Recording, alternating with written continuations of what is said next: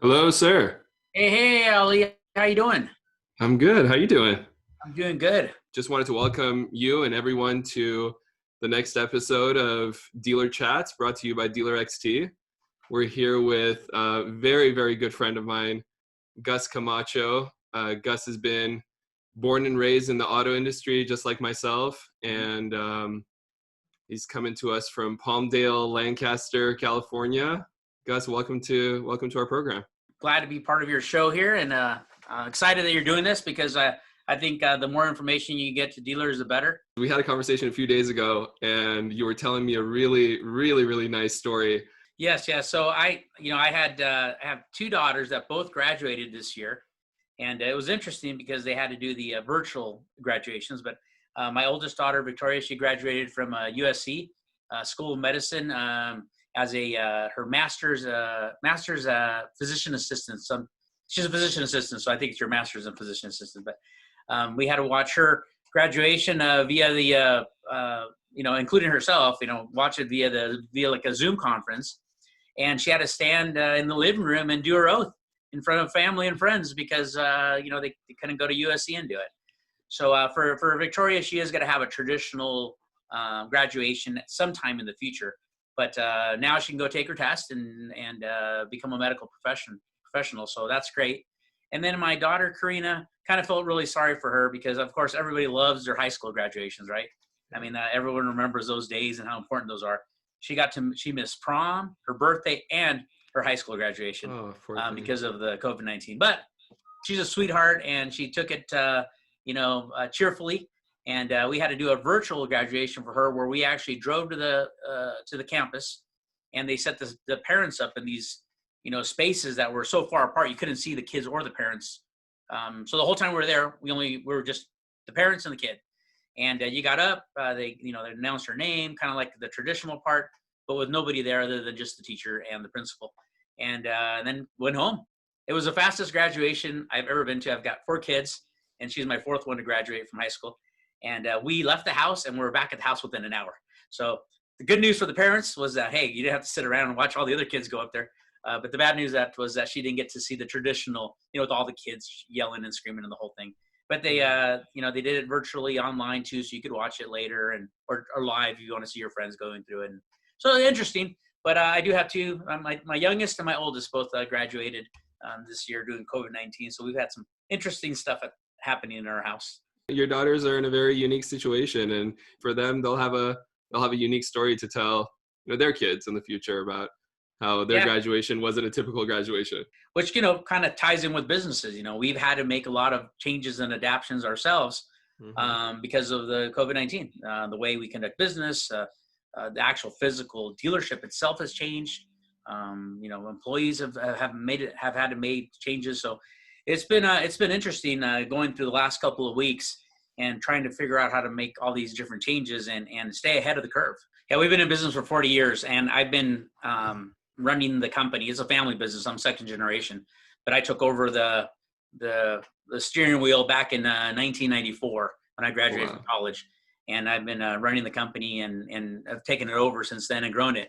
So I wasn't trying to age you. That's why. No problem. But I've definitely gone through a lot of recessions, a lot of tough times, a lot of changes, ups and downs, and this is just another opportunity, I think, for everyone to grow their company. But they when you're faced with challenges, that's when you have the most opportunities, and you got to look at it that way. And you also have to look at it. Hey, what can I control? Focus on what you control, and then focus on your attitude, and forget about everything else. If you can't control it, don't worry about it. Know about it, but take a look at it and say, okay, what is it that I can control? And I'll tell you, from day one, I got them all together, and I said, listen, we're going to focus on what we can control, and we're going to focus on our attitudes. And that's all we're going to focus on. Don't worry about what the media says. Don't worry about what's, negative, anything. Just focus on what we can control. And I'll tell you what we can control. We can control how many appointments we set. We can control how we treat our customers.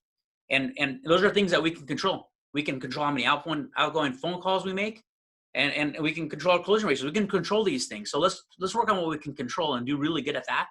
And then just have a super positive attitude and be happy. And I told them the other thing is I want you guys to remember that every day that we're able to sell cars is a good day, because you don't know what tomorrow's going to be. So focus on today. Let's have a great day. Let's do it. Let's treat it like it's our last day.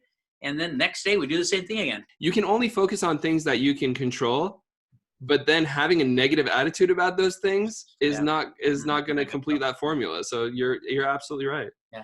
Absolutely right. So that's the best advice I've heard in a very long time. So I knew I wanted to have you on the show. You need to meet with all your departments. I do it on a weekly basis. I meet with them separately. I take an hour and a half of my time to meet with every single department every week. We look over stats, we look over their numbers, and there's certain criteria that we track, and we use that to track all our data. And there's probably 300 different data points that we track in the whole company, and each department has theirs that's specific to them. And I'll tell you that when you're going through challenges and opportunities, and things are changing really fast, having that data and looking at it on a weekly basis is so important. If you wait to look at it at the end of the month, it's too late. You have to be able to make changes really quick. And meeting with each department, if they have an issue, we take care of it immediately. I'm the guy who makes the ultimate decision, so I can steer them in the right direction. And then we plan for the next week. So everything is on a weekly basis. Our goals are on a weekly basis. Everything's on a weekly basis. So as you go through challenges, you need to be able to manage quickly and make changes quickly. I mean, we went from having, 20 to 30 customers a day walking in to having 0. So that was the biggest impact that we saw. No more traffic. And then, just the uncertainty between even the staff and the employees. How am I going to be sick? Is it okay for me to be at the office? Can I talk to people? What's my employer doing for me? So those are all things that at the beginning were the biggest challenges that we had. But on a positive note, I've got an incredible business development center. We've had it for many, many years. They set tons of appointments. So the moment that I saw our traffic, that, hey, now you can't have traditional traffic. Now you have to only do appointments. And that was the first kind of stage that we went through.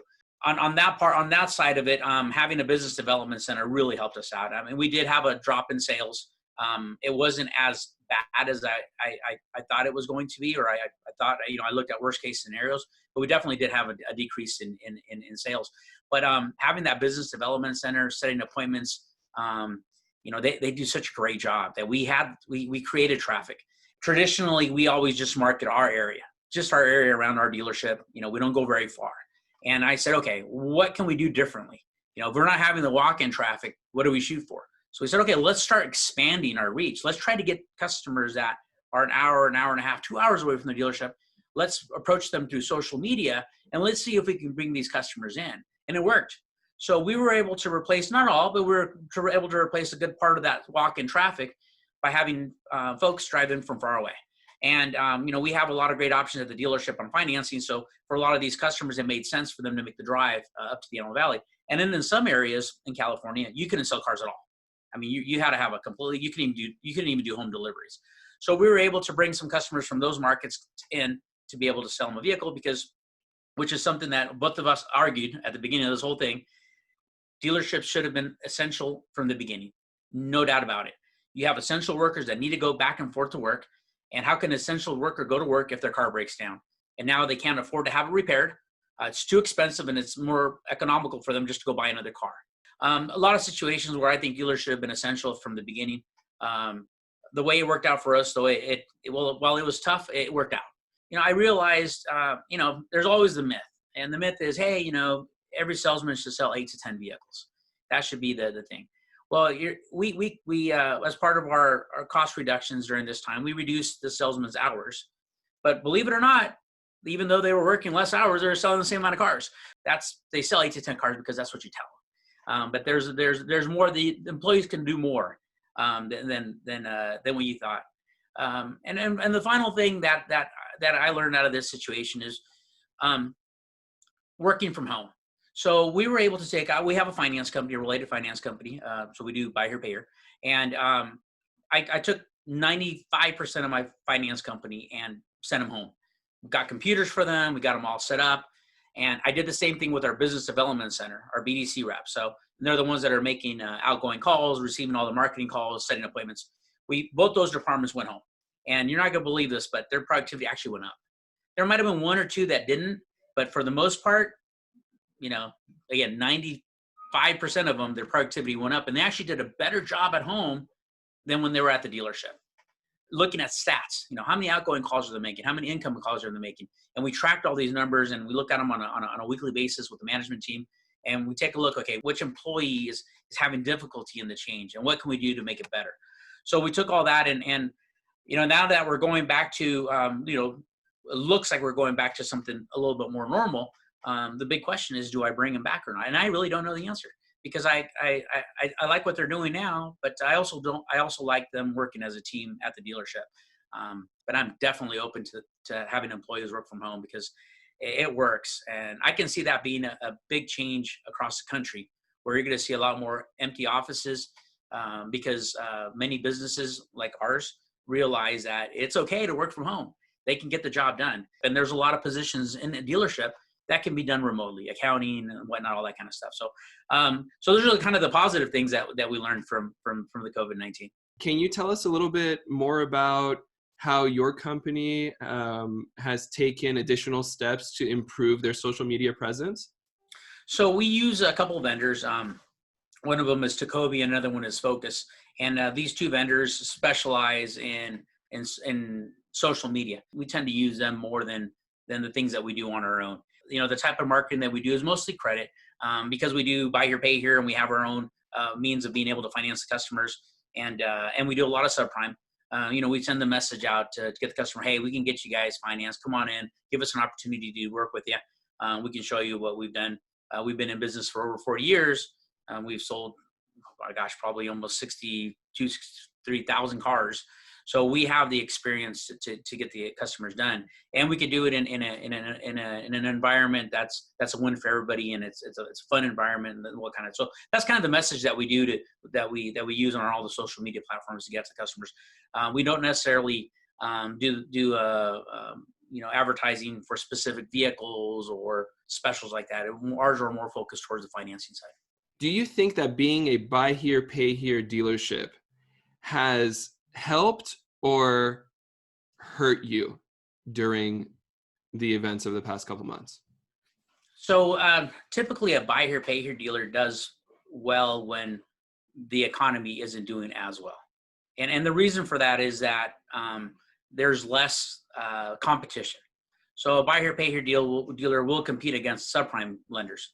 And so when subprime lenders are tightening up on their underwriting, maybe not being as flexible, maybe changing their terms, making changes on their side, it gives a bigger pool of customers for the buy here, pay here business. So what I'm seeing, not just with my buy here, pay here portion of my business, but also with other my buddies that have buy here, pay here dealers, is that we're seeing a big increase in sales on that portion of the business, and it's doing well. We're also seeing that customers are paying good. That was one thing that we were very worried about. Would they or would they not pay during the crisis? And we're not through it yet. We still have a lot of uncertainty over the next couple months. But so far, with what the government has done, which I think this is their intention, with the money that they provided with the stimulus package, customers did what they were supposed to do. They went and they paid their bills. So they brought themselves current. We were very good at helping the customers and saying, hey, listen, if you can't make your payment, how much can you pay? Let's help you out. When are you getting your stimulus money? Can you bring your account current when it happens? We're not a big finance company that can afford to push payments out for 90 days, but we could definitely help them out and making sure that their good customers stay good. When the customers come in with down payment, you can make something happen. If they don't come in with down payment, it makes it a lot more difficult. And not because the customer doesn't deserve to buy a car maybe with no down payment, but because you might not be able to finance that much money. If they come in with some down payment, now you might be able to finance a little bit more. Customers have been coming in and using some of the stimulus money to buy vehicles. So there's been, I think that the government did a great job in finding a way to make sure that their economy didn't get in a position that's worse than where it's at now. If I were to tell you, has it helped? I think it has. Our buy here, pay here business in the last 2 months has increased. Subprime lenders have tightened up. I've seen it. A couple of the lenders, they're having. I wouldn't say it's a huge problem, but they are having some challenges on their capital. And when you have investors that invest in these finance companies, the big guys, and they look at it and they say, oh no, what's happening with the future of the economy? What's going on? It becomes risky. So when it becomes risky, they raise their rates. So if Exeter, one of these companies, go out and they're trying to raise some money, they're gonna have to pay a little bit more for their capital. And if they're paying more for their capital, then they can't take as much risk. They can't take as much risk, then you see them tightening up. So it's a chain reaction that occurs. So the COVID-19 has definitely had an effect on some of the finance companies with what their future is going to be. You brought up uncertainty. We're not out of this yet, right? I mean, you were bringing that, and that's something that is on many people's minds. What are your thoughts of what are we to expect over the next 3 to 6 months? That's the $1 million question. No one really knows. I think if you take some of the big companies, Wells Fargo, even the Cox Automotive Group, they don't have a very good outlook for the next couple of months. They're thinking maybe we'll go into recession. Unemployment will be very high. There's going to be a lot of issues. I tend to be more of an optimistic than a pessimistic. I think that it's going to be a great market for buy here, pay here. I think that if you're selling, maybe a lot of prime customers, if that's your market, if you're selling high-end vehicles, that maybe you'll have a little bit more of a challenge. You're going to have to work outside of your market, expand to get more customers to come to you. The prime customers tend to be the first ones to stop spending money. And that's kind of what you've seen. They're saving their money. They don't go out spending. Subprime customers, they don't. They tend to just, if they have it, they spend it. So if you're in the subprime market, you're probably gonna be okay. Also, subprime customers tend to be, for the most part, they tend to have the more of the middle type of employment, where if maybe they are bartending, or maybe they are in the hospitality, they can easily switch to a different career, and it's quick, as opposed to an engineer that now has to go find an engineer job or a higher paid profession, which tend to typically be more of your prime customers. I think if you're a subprime buy here, pay here, even if the economy gets a little bit tougher, I think you're going to be okay. I think you'll be fine. There might even be opportunity for growth. If you're strictly prime based, you might want to start looking to see if you can open yourself to doing maybe some subprime business, or expanding your territory and trying to bring customers from out of the area. That's my 2 cents. I'm not an economist, but this is what I see from the front lines. Are they being more strict when it comes to lending to people, especially people who are unemployed at the time? Yeah, definitely. It's very difficult to get anyone financed that's been furloughed or not working. If they're not working, they're not going to finance them. It's very difficult. On our side, on our buy here, pay here, the stuff that we're financing into our related finance company, we're a little bit more lenient on that. So depending on what kind of a job they've been laid off from, we deal with those just one by one. So if they've been working for a little restaurant, we know which one it's in town. We know that the owners have had it for a lot of years. It's a super popular place, and it's definitely going to be reopening.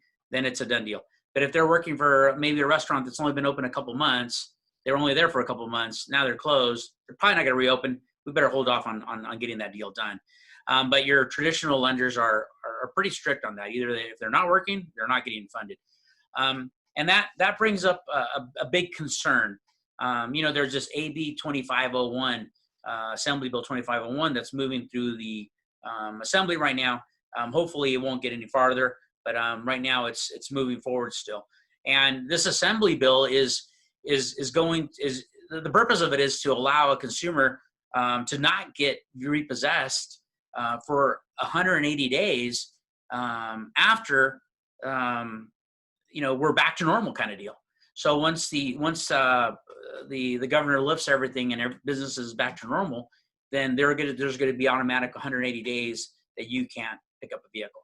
So it's definitely not good for the business environment, and it's also definitely not good for the consumer. And I'm going to tell you why. At first, you might think, oh yeah, it's good for them, but it's not. Lenders, and I mentioned this earlier, lenders go out and they have to raise capital, and when they raise capital, they have to pay rates.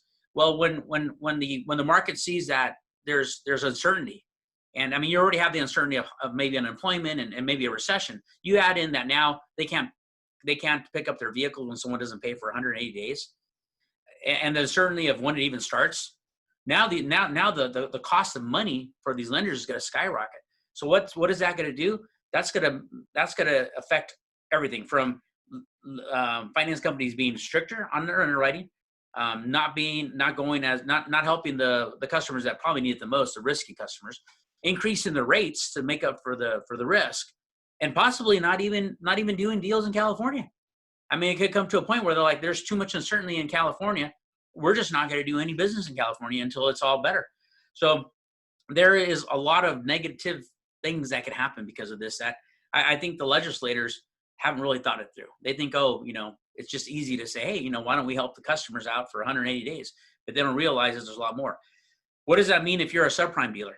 Well, what if you sell a customer a car, you find out that his POI, his proof of income, is short from whatever he put on the application? Lender's not going to approve it now. You got to ask the customer, bring the car back. Can you ask him to do that? I don't know. It's too a gray area. And now what if they say, no, I'm not going to bring it back. You have every right to pick up the vehicle, right? You send your 10-day notice. You've done everything right legally, but you can't repossess cars. So now, spot deliveries are going to have to go to almost zero. It's going to just be too risky, not just for you as a dealer, but for the lenders as well too. So it's just too much uncertainty in that. I know that our Independent Auto Dealer Association of California sent out a blast with instructions on how you can reach your representative, and highly recommend everyone to please reach their representative and tell them how bad this bill is, and to please not vote for it and not let it get any farther than it's already been at, because there's just too many uncertainties. Those safety protocols that besides the standard hand sanitizer and things like that, if there's anything else that you think was more of a creative, innovative way of doing things. We're doing masks. We give masks to our customers when they show up if they're not wearing them. We just give it to them, and we just tell them it's part of the process. And customers have reacted very well, at least in our area, Palmdale and the Lancaster area, and even the folks that are driving up from outside of our markets. They show up wearing masks. Our cities have required them, and they have required them for several weeks now. So when you go anywhere, you go and tell people wearing them. If you're not wearing them, it's actually kind of weird. But probably one of the unique things that we did is we picked up this machine. It's made by Mighty, and it's a steamer, but you add germicidal component to it, a liquid, and it'll kill 99% of all viruses, bacteria, and whatnot. So at first we started using that on our vehicles. So every car that went through recon, we were completely sanitizing. We were spraying this thing down, killing every single germ. Made our employees feel a lot better, because when they're grabbing the cars, they're been fully sanitized. And, everyone was doing their part to make their cars as safe as possible. And then after the customer test drives it, then the salesman will go in there and they'll wipe it down with just some regular disinfectant. But the full sanitation was something that's pretty unique. We went through and offered it to our local law enforcement, and we were sanitizing all their emergency vehicles. So we're going down there and sanitizing all the police station guys, and it ended up being a pretty good deal. I sit on the boosters for our local area for the sheriffs. So I ended up talking to them about just buying the equipment and doing it themselves. So they have, because I really wasn't a very big money maker for me. It was more of a goodwill thing that I wanted to do. But then we took these machines and said, well, if you can sanitize a car, why don't we sanitize offices? So 3 times a week, we bring the machine in and we steam the whole office, the showroom, the whole thing, killing 99% of all bacteria and viruses. You're making me want to come buy a car from you right now. Yeah, come on. I'll sanitize. Hey, free sanitation if you want to bring your vehicle in. Yeah. We also removed, and this is kind of sounds silly, but we just removed chairs. Now we have chairs. We have 6-foot tables with chairs for the customers, but we only put 2 chairs for customers, one for the salesman or for the salesperson, and 6 feet distance. But then in the actual sales offices, I didn't want any customers in there. So I took all their chairs out. I just left one that the salesperson could sit down and do all his follow-up in. So that kind of helped from customers walking into their office and using what's set up for that area. You go to different grocery stores and you have different experiences now. You know, you go to a Safeway compared to a Walmart, compared to a Trader Joe's, or whatever stores you're going to buy your groceries. I've had different experiences at each of those types of grocery stores. And I'm noticing that I'm now going to the ones that I feel more comfortable because visually I can see them cleaning the basket before I walk in. They're giving me hand sanitizer. They're all wearing masks. They're not letting people come. I mean, I was walking to a store a couple weeks ago, and there was a gentleman in front of me making a really big deal about not wearing a mask before he could, enter the store, and they didn't let him. They did not let him enter the store. And in all honesty, I felt a lot more comfortable after that. Let's say in 6 months, there's a vaccine that comes out for coronavirus. Do you see yourself doing the same level of safety protocols maybe a year from now, or 18 months from now, or 2 years from now? It takes 90 days to create a habit. And we're going to be in this for 90 days doing these things. So some of these things will become a part of just normal life.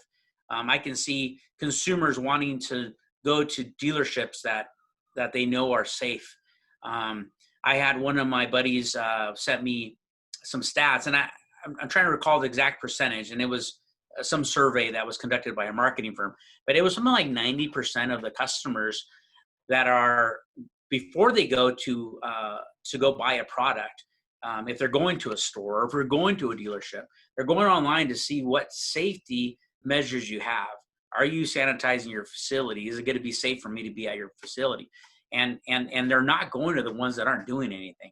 So it's something, and I think that's something that'll continue on. They're still going to want to be able to go to a place that's clean and safe.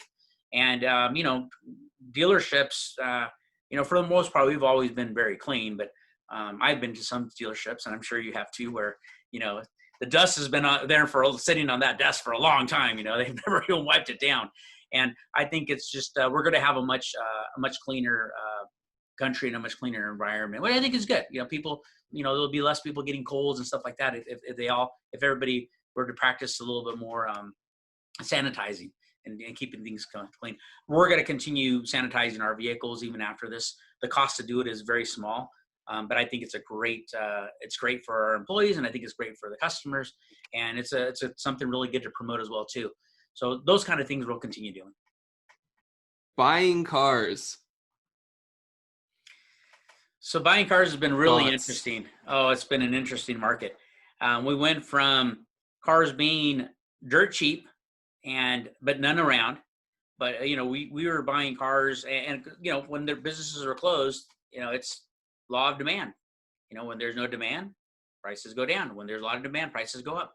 So as some dealers were forced to have to completely shut down, there was less car sales, and obviously with the stay-at-home orders, all of a sudden the cars that were going through the auctions were very, very cheap. They were going for below market value. You can get some good deals. The problem was that there weren't a lot of cars going through there, and yet here's the funny situation. Yet there's a lot of cars sitting at the auction. So a lot of lenders, a lot of the big guys, Ford Motor Credit, the big guys, even the auctions themselves. They're just holding the vehicles and not releasing them, letting them just sit there, letting for this to ride out. Which maybe it's a smart move on their part, but it did make it difficult to find cars. But when you did find a car, you can get a great deal on it. But in the last 10 days, 14 days, they have not released a lot of cars, even though they have a lot sitting there. And now that dealerships are back in business for the most part, most of them are back to selling cars.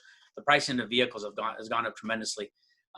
We just, even today I was looking at what we bought at the auction today, and we were paying close to book or over book for a lot of vehicles that a week ago we could buy those cars for 2 weeks ago. We could buy those cars for $1,000 less, sometimes even $2,000 less than what we're paying today. So there's been just a big swing. It's gone both directions. Do you think that there's any specific reason why this is happening? So the market's really fluctuated, and one of the main reasons I think that we've seen the big fluctuation has been just because of supply and demand. You get the COVID-19, a lot of dealers shut down. There's not a lot of demand for cars, so cars are going to be a lot cheaper. Now their dealers are starting to buy again. A lot of them went through the vehicles that they had in their inventory, and they were scared to buy vehicles during the crisis because they didn't know what the future was. So their inventories were at a very low level. So now they're going back to the auction, and it's creating an increase in the cost. I also think, though, that some of the large manufacturers and even the large auction companies have a hand in it. If you drive down to go to the auction, you'll see so many vehicles parked there that there's nowhere to park them. I mean, they are completely full. A lot of rental companies have taken their vehicles down there. I mean, they're packed. So you got to wonder, why aren't they releasing all those cars and letting them go through? Well, they're probably being smart and trying to control the pricing of the vehicles in a way. And so I think so. Here we have things that are affecting the pricing of vehicles. A big chunk of it is just what's going on with the economy and the COVID-19. But I think another part of it is that the larger finance companies and larger auctions, because they're so big, they can actually influence the market by just deciding to slow down the sales. And it's something just to think about. I'll give you a good example. Like today, we bought some vehicles that we had to pay very, very close to the book, the auction value book, the Kelly Blue book. In this case it was Kelly Blue, but the auction value book. So we had to pay a book value for these cars. And then you got your fees, you got your transportation to bring them to the dealership. You might be another $500 to $1,000 in expenses just to get the car to the dealership. But then you look at the spread between wholesale value and retail value, and sometimes the spread's only $1,000. So now you're in the vehicle retail value, and consumers are coming in and saying, "Hey, what's the retail value of this car?" Well, heck, I haven't even safetied the vehicle and inspected it, where I might spend another $1,000 to $1,500. And now I'm in this vehicle $1,000 to $1,500 over retail book, and customers are coming in, and where do you make your money?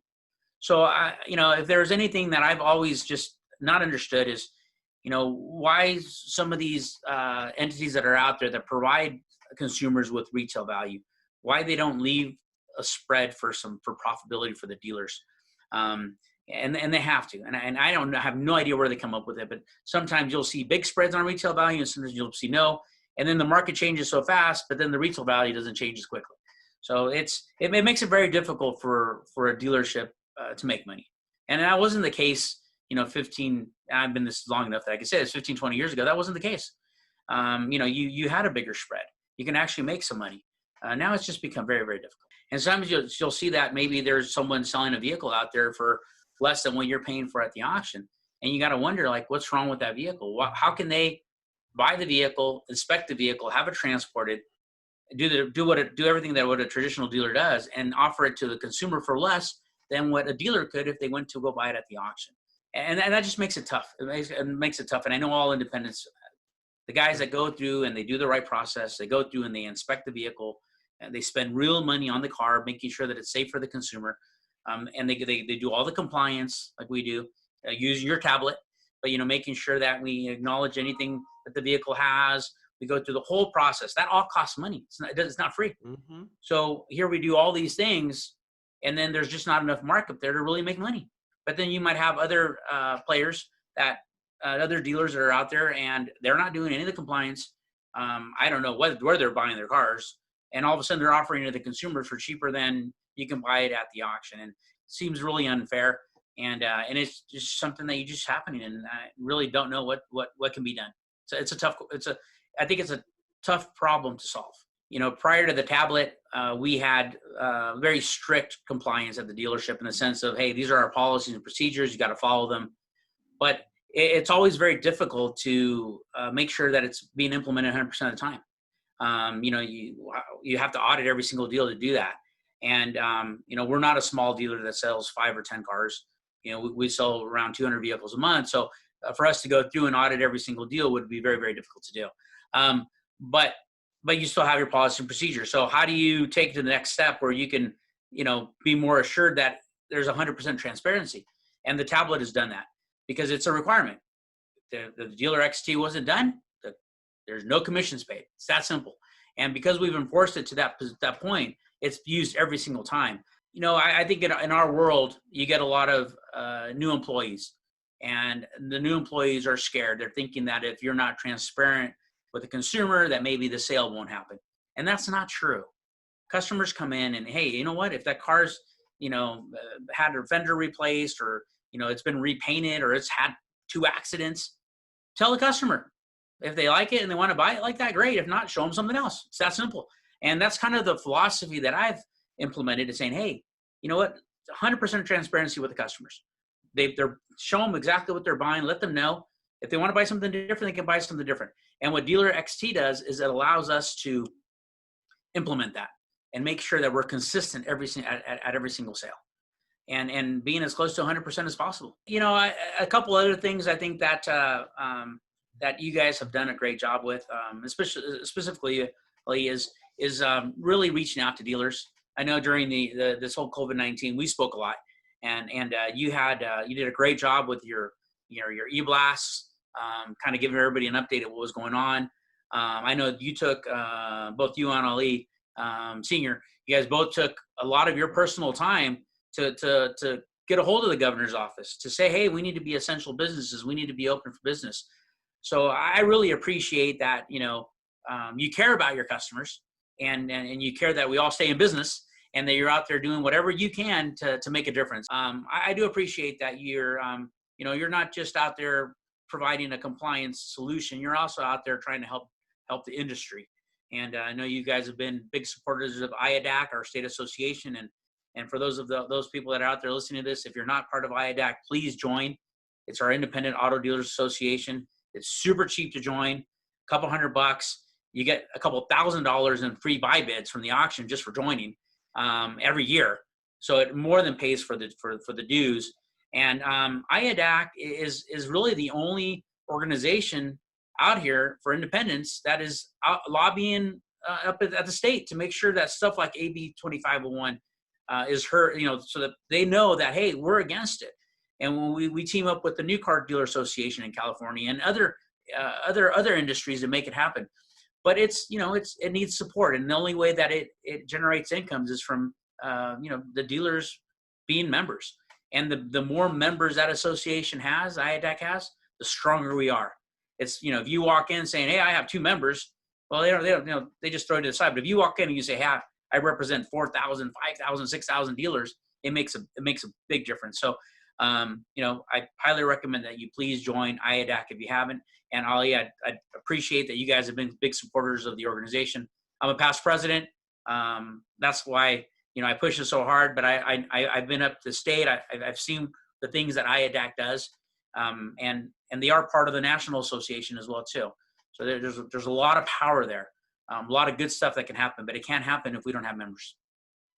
And I know you're also part of the National Association too. I remember I called you one time, I can't remember how long. Time doesn't mean anything anymore. It seems like, but I think it was months ago. I called you, and you picked up and you said, hey, I'm walking out of the Capitol building right now. And I said, oh, that's really cool.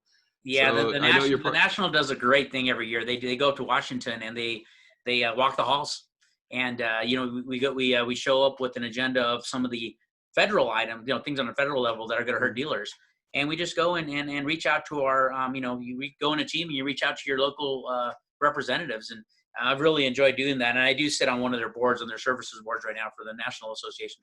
But again, the National, the State Association, both great. When you join IADAC, you automatically become a member of the National as well too. So you don't have to pay any extra. So you're actually becoming a member of both organizations for one low price. Thanks, Gus. It's been really fun. I was really looking forward to this for a few days, and I'm glad we got to do this.